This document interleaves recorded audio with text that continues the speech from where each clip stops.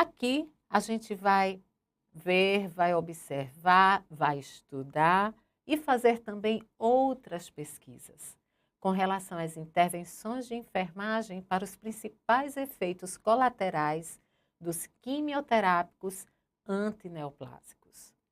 Eu trago a mielodepressão. Que tipo de intervenção nós vamos fazer com relação à mielodepressão? No caso da neutropenia, eu vou manter sempre excelência de higienização das mãos. É importante que eu observe como administrar fator de crescimento de granulócitos e sim, conforme prescrito. Vou precisar orientar também sobre a vacina da gripe anual, os contatos do cliente, assim como a vacina pneumocócica. Também preciso intervir para administrar conforme prescrito drogas antifúngicas, quinolonas, penicilinas, exatamente para prevenir futuras infecções, principalmente as infecções pneumocócicas. Aí eu ressalto de uma forma bem peculiar aos pacientes, clientes que não têm baço, mas não se restringe apenas a eles. No caso também, no transplante de células-tronco, hematopoéticas, halogênico ou com alto risco de infecção. Além disso, precisamos também nos deter a outras intervenções com relação ao efeito colateral da mielodepressão. Orientar, por exemplo, o cliente a evitar carnes salgadas, carnes mal passadas, frutos do mar, também ovos. Lembrando que tanto verdura quanto legumes, esses precisam ser muito bem higienizados. Orientar a evitar a ingestão, por exemplo, de alimentos crus, embora resultados mostrem que não há, de fato, conclusões sobre a utilidade desse tipo de dieta, não havendo evidência forte para mostrar seu efeito benéfico ou não, mas é interessante que se siga essas orientações protocolares e muitos centros adotam essa medida principalmente, mais uma vez eu ressalto, em casos de transplantes.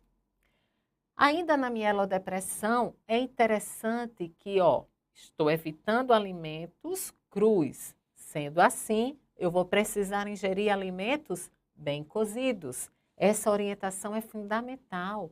Viabiliza o processo digestório. Orientar e evitar contato com pessoas doentes que receberam, por exemplo, a vacina recentemente. Evitar termômetro retal, enemas, supositórios e exames retais. Também é necessário que a gente possa fazer a intervenção mantendo cuidados com catéteres venosos centrais, caso nosso cliente, paciente, os tenha. Trocar dispositivo do acesso venoso periférico a cada 72 horas, por exemplo. Isso se soluções isotônicas. Se houver soluções lipídicas, aí a troca deve ser, no caso, a cada 24 horas. A gente também precisa intervir no caso das anemias. As anemias, elas são muito comuns quando o nosso cliente paciente faz o uso da quimioterapia. Então, a gente precisa precaver, prevenir exatamente a queda, né? Vamos manter, no caso, hematócrito em nível bom, hemoglobina em nível bom. Mais uma vez que esse cliente paciente tem anemia, a gente precisa observar e orientar para que ele tenha cuidado para não cair. Evitar também quedas. Orientar o cliente a alternar períodos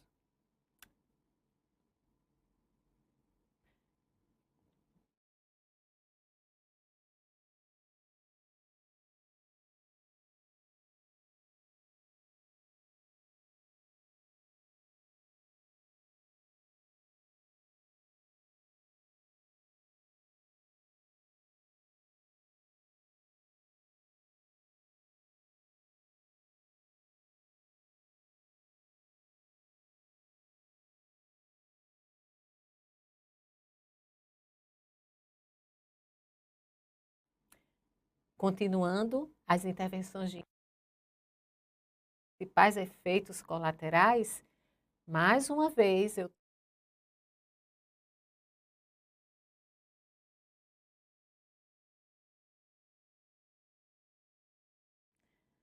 ainda com a mielodepressão, nós precisamos fazer intervenções, por exemplo, com relação à anemia.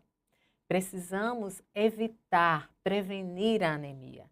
Precisamos orientar o cliente a alternar períodos, por exemplo, de atividade e repouso. Assim como monitorar a contagem de hemácias, hematócritos, hemoglobinas, monitorar a saturação de oxigênio e também instalar Desculpa.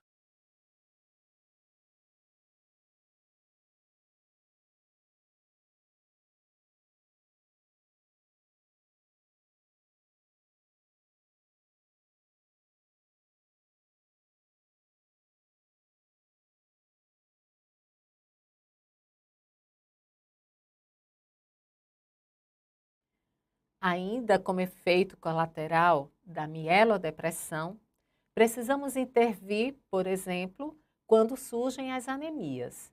O principal, o nosso foco deve exatamente prevenir as anemias.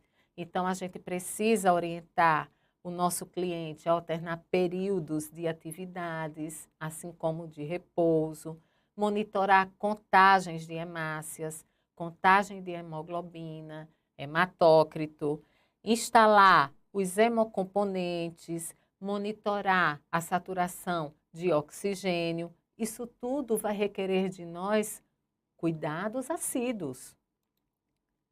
Ainda com a intervenção de enfermagem para a mielodepressão, a gente precisa trazer um olhar especial, no caso, para a plaquetoponia.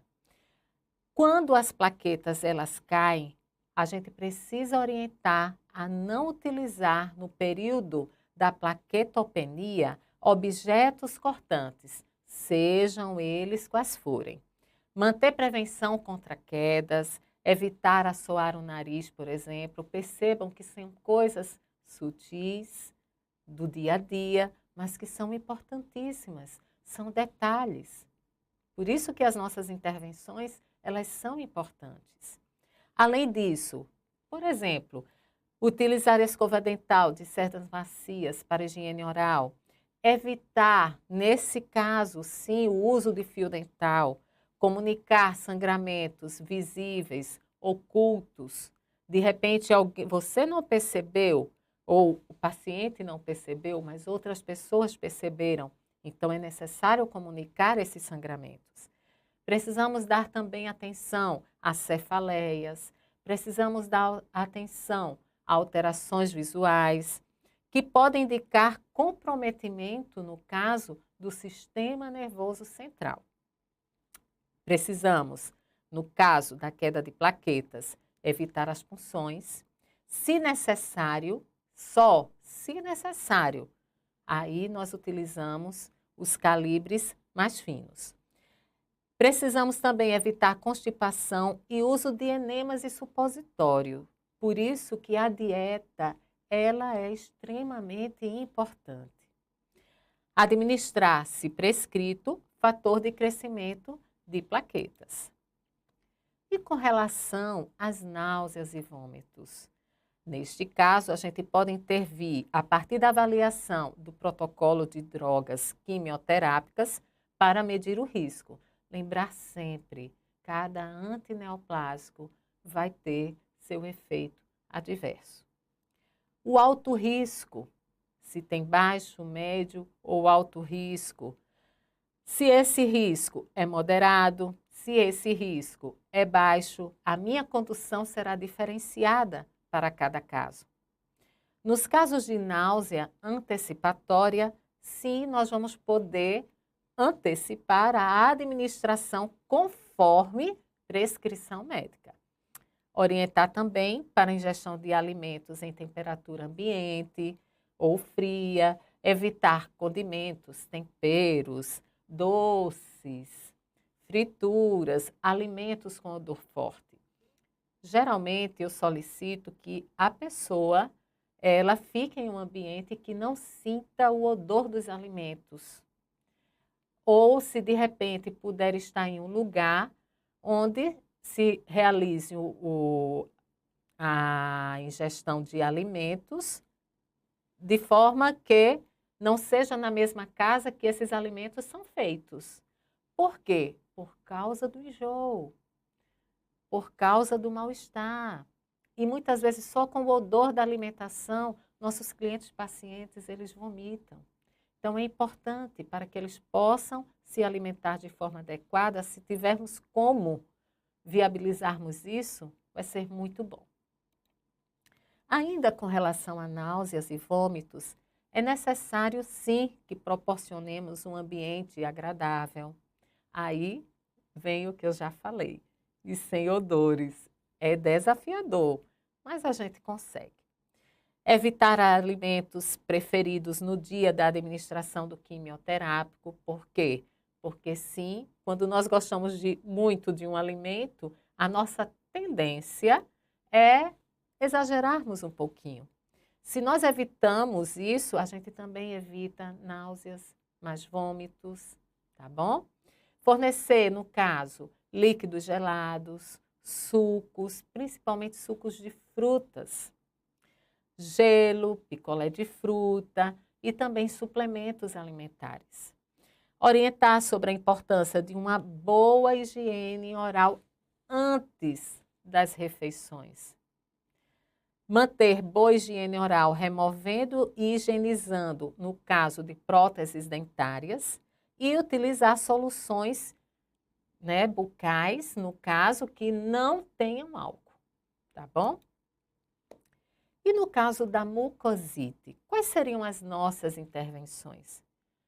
Uma das intervenções que nós usamos é exatamente manter a hidratação dos lábios, que no caso, se forem prescritos, podemos usar os tópicos, como a lidocaína, e avaliar a necessidade, no caso de crioterapia.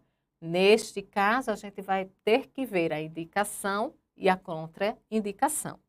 Precisamos também, se for necessário, orientar ou encaminhar a laser terapia. Neste caso específico da mucosite, a laser terapia será aquela de baixa potência, que é indicado tanto para a prevenção quanto a redução dos sinais e sintomas, principalmente em pacientes que são submetidos a implantes.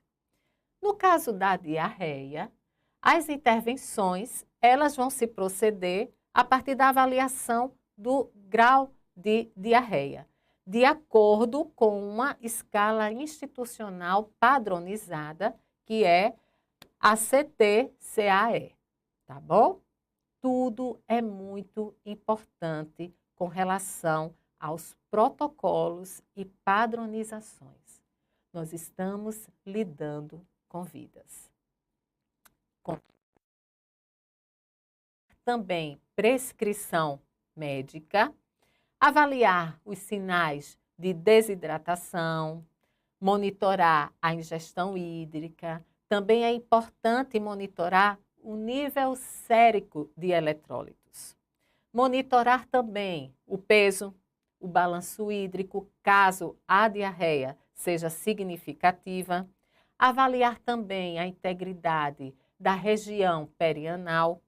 Precisamos também orientar o cliente a lavar a região com água e sabão, em vez do uso do papel higiênico, uma vez que a diarreia, sendo em diversas vezes, poderá sim ocorrer uma lesão na região. E é exatamente essa lesão que precisamos evitar. O que seria, evidente, uma porta para micro-organismos. E contatar nutricionista para adaptação da dieta. Isso é muito importante. Com relação à neurotoxicidade, a gente precisa obter história clínica do nosso cliente e paciente, para que nós possamos influenciar no desenvolvimento de qualquer neuropatia. Por exemplo, uso de álcool, tempo de terapia com quimioterápicos antineoplásicos, comorbidades, caso seja, tenha sua hipertensão ou tenha diabetes. Sim, é muito importante que nós possamos ter acesso a essa anamnese, a esse histórico. No caso, precisamos também observar o exame físico, buscando sinais e sintomas de neuropatia, que geralmente se dá com intervalos regulares, e avaliar o grau de neuropatia de acordo com a escala padronizada, assim como uma outra escala institucional, que também devemos seguir padrões e protocolos. Precisamos também monitorar dosagens séricas de magnésio e outros eletrólitos, pois essas desregulações nesses níveis vão fazer o quê? Vão precipitar a toxicidade neurológica do nosso paciente e cliente. Ainda com relação à neurotoxicidade, precisamos avaliar a prescrição médica, porque lembrem-se, existirão antineoplásicos que vão ocasionar a neurotoxicidade de forma mais específica. E se o nosso cliente, paciente, está susceptível a isso, nós precisamos controlar os sintomas. Precisamos investigar a ocorrência e a possibilidade de tratamento das neuropatias periféricas, que no caso foram induzidas pelo tratamento quimioterápico. Ensinar os sinais e os sintomas de neuropatia periférica ao nosso cliente, para que ele possa ter conhecimento sobre o que está acontecendo com ele, para que ele relate dessa forma à equipe de saúde. Ensinar estratégias de gestão de segurança pessoal também vai ser muito importante. Ensinar a inspeção visual dos pés, a importância de usar, por exemplo, sapatos confortáveis, ensinar as estratégias para controlar os sintomas de disfunção autonômica, ou seja, constipação intestinal. É necessário que possamos, na orientação com relação ao nosso cliente, paciente, fazer com que ele tenha o conhecimento de como proceder, e claro e evidente, sempre acompanhado com equipe multiprofissional. No caso da cardiotoxicidade, precisamos atentar para clientes de risco. Esses são clientes de extrema idade, disfunções cardíacas, disfunções hepáticas, disfunções renais, que têm, no caso, uma hipertensão não controlada. Precisamos também realizar, antes da terapia, o ECG de 12 derivações e também o ecocardiograma. O eco, no caso, é indicado para acompanhamento aos 3, 6 e 12 meses após a quimioterapia. Nesse caso, o eco, ele é transtorácico. Então, a gente precisa seguir esse protocolo, tá certo? De 3, 6 e 12 meses após a quimioterapia. Precisamos atentar para a fração de ejeção, né? Ter cuidado com os níveis séricos, os níveis de ferro, porque a quimioterapia deve ser suspensa. Caso a gente tenha um nível de ferro, a gente tenha um valor basal que vá se inferiorizando. E precisamos calcular e monitorar doses cumulativas. Tudo isso faz parte das nossas intervenções com relação ao efeito colateral da cardiotoxicidade. Além disso, nós vamos precisar monitorar fadiga, arritmias, taquicardia, dispneia, distensão das veias jugulares, edemas. Vamos precisar monitorar cálcio, vamos precisar monitorar potássio, vamos precisar administrar, conforme o protocolo institucional, protetor cardíaco para clientes com alto risco de cardiotoxicidade. vamos precisar orientar o cliente e sua família a consumir dieta hipossódica, evitar o álcool, evitar o tabaco e identificar sinais e sintomas dessa cardiotoxicidade. Com relação, no caso, à nefrotoxicidade, precisamos iniciar a hiperidratação e encorajar também a hidratação oral. Antes da quimioterapia, precisamos avaliar a diurese. Precisamos também avaliar se há algum tipo de prescrição antes do procedimento da quimioterapia. Precisamos também avaliar a dosagem de ureia, creatinina, antes e durante o tratamento. É necessário também monitorar o peso, o balanço hídrico, atentar aos sinais e sintomas de toxicidade renal, porque é necessário manter o pH urinário. Precisamos realizar, no caso, teste, reagente. Às vezes podemos conseguir fitas, né, que viabilizam esses testes de forma mais rápida e atentar se há prescrição para clientes com doenças mieloproliferativas em tratamento quimioterápico em razão do risco de determinadas síndromes, que vai possibilitar, neste caso, a nefropatia. Com relação à toxicidade vesical, a gente vai ter como efeito colateral e precisamos proceder essa hidratação endovenosa e estimular a ingestão hídrica, tá certo? Aqui houve uma pequena troca no nosso slide, no caso é efeito colateral e as intervenções, mas estamos compreendendo. Como intervenção, a gente também vai manter a citoproteção através da medicação, que essa deverá ser prescrita devido à alimentação de metabólito tóxico. Vamos instalar a quimioterapia, neste caso da toxicidade vesical, no período da manhã e orientar o nosso cliente frequentemente e evitar substâncias irritantes. Aqui a gente traz como, por exemplo, o nosso café. Realizar teste urinário para verificação, por exemplo, de hematúria. Ainda com relação à toxicidade, a gente traz a dermatológica. Com relação à dermatológica, o efeito colateral que nós vamos ter e precisamos intervir é o seguinte: precisamos, como intervenção, administrar droga vesicante em período superior a 30 minutos. Como intervenção, evitar veias puncionadas há mais de 24 horas, rígidas, com alteração de cor, doloridas, e escolher, lógico, a veia de acordo com o local. Lembrando que a nossa primeira opção é um antebraço. Vamos também, como intervenção, preferir dispositivos menos calibrosos. Vamos garantir uma adequação, fixação do acesso, evitar excesso de adesivo que dificulta a visualização do local da punção, testar refluxo e infusão antes de checar retorno. Vamos precisar estar atento e orientar o cliente a comunicar qualquer sintoma, como dormência, formigamento, dor, queimação. E se houver qualquer sinal, sintoma de extravasamento, interromper imediatamente a infusão.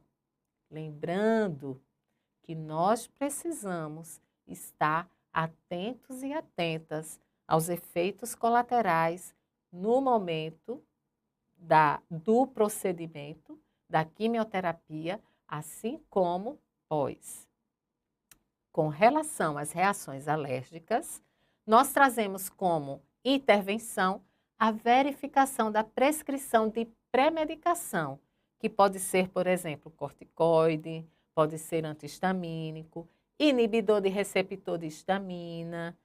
Para anticorpo monoclonal, precisamos seguir protocolos. Teste negativo, prestem atenção, não vai excluir reação. Por isso que o acompanhamento, no momento específico, ele é primordial. Monitorar o nosso cliente por no mínimo 1 hora após a aplicação, certificar-se da presença de carrinho de emergência e que este, prestem atenção, deve estar sempre à disposição e monitorar os sinais e os sintomas do nosso cliente. No caso de reação, precisamos interromper imediatamente a administração. Aqui eu trago alguns medicamentos do tratamento quimioterápico. São muitos medicamentos. Aí eu já mencionei alguns no bloco passado. Trago aqui novamente, por exemplo, as antraciclinas, os agentes da platina, dessa vez o taxano. E vocês precisam estudar. Vocês precisam ter o conhecimento do nome dessas medicações, dos efeitos colaterais. Se vocês forem, de fato, trabalhar nessa área, vocês precisarão passar por formação, treinamento, para que com muita proeza, competência e habilidade, vocês possam exercer a função merecida. Agora, eu vou falar um pouco sobre os cuidados paliativos. Com certeza absoluta, vocês já ouviram falar no decorrer do curso, mas, como professora de quimioterapia, radioterapia, enfermeira e também terapeuta integrativa, jamais poderia deixar de trazer para vocês essa contribuição.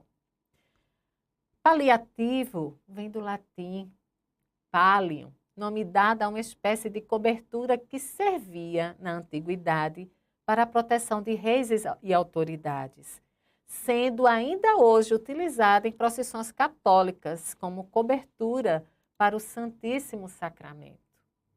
Pode-se dizer, então, que o cuidado paliativo tem como finalidade proteger a vida humana, mesmo nos contextos em que a cura não é mais possível. Porém, manter a dignidade do paciente em situações em que o comprometimento físico e o sofrimento o limita. Nesse campo, as ações são determinadas por fatores que envolvem questões políticas, éticas, culturais, sociais e até mesmo subjetivas. Não somente por ações de competência técnico-científicas, baseadas em processos diagnósticos terapêuticos. Porque sim, infelizmente, nós vamos encontrar instituições hospitalares que não lidam com os cuidados paliativos, exatamente por esses fatores já mencionados. Segundo a Organização Mundial de Saúde, o cuidado paliativo é uma abordagem que melhora a qualidade de vida, não apenas dos pacientes, mas também dos seus familiares que enfrentam doenças que ameaçam a vida. Previne, alivia o sofrimento através da identificação precoce, avaliação correta e tratamento da dor e outros problemas físicos, psíquicos, sociofamiliares e espirituais. Estudos vão demonstrar que os cuidados paliativos, quando estes são implementados de forma precoce, atuam não somente no alívio dos sintomas, mas também na melhora da qualidade de vida do paciente com câncer. Além disso, esses mesmos estudos apontam um aumento de sobrevida global dessa população. O Ministério da Saúde, ciente da importância dessa perspectiva, publica em novembro de 2018 a resolução de número 41, no dia 31 de outubro, que normatiza os cuidados paliativos como parte dos cuidados continuados integrados no âmbito do Sistema Único de Saúde. Eu trago aqui para vocês algumas diretrizes da resolução de número 41, visando, no caso, objetivos e princípios que norteiam os cuidados paliativos. Eu selecionei alguns artigos Nesse, eu trago o artigo 3, onde se fala da organização dos cuidados paliativos, dos seus objetivos, como integrar os cuidados na rede da atenção, promover a melhoria da qualidade de vida, incentivar o trabalho em equipe multidisciplinar, fomentar a instituição de disciplinas e conteúdos programáticos de cuidados paliativos no ensino de graduação, no ensino de pós-graduação, ofertar educação permanente em cuidados paliativos para os trabalhadores do SUS, promover a disseminação dessa informação, ofertar medicamentos que promovam o controle dos sintomas dos pacientes que estão sob esses cuidados, dignidade. O ser humano precisa de dignidade também quando for fazer a sua passagem. Lembrem sempre disso. Dignidade, até na hora da morte. Sim, somos seres humanos. Sim, precisamos de dignidade também ao morrer. Pugnar pelo desenvolvimento de uma atenção à saúde humanizada, também baseada em evidências, com acesso equitativo, custo efetivo, abrangendo toda a linha de cuidado e todos os níveis de atenção. Também, o início dos cuidados paliativos, ele deverá ser o mais precoce possível, juntamente com o tratamento modificador da doença e início das investigações necessárias para que se possa compreender e controlar as situações que possam vir a ser estressantes. A promoção do alívio da dor, dos sintomas físicos, do sofrimento psicossocial, do sofrimento espiritual, do sofrimento existencial, incluindo o cuidado apropriado, tanto aos familiares quanto aos cuidadores. A afirmação da vida e a aceitação da morte como um processo que é natural. Nascemos, mas como é desafiador aceitar que um dia morreremos. Nós precisamos de dignidade também para morrer.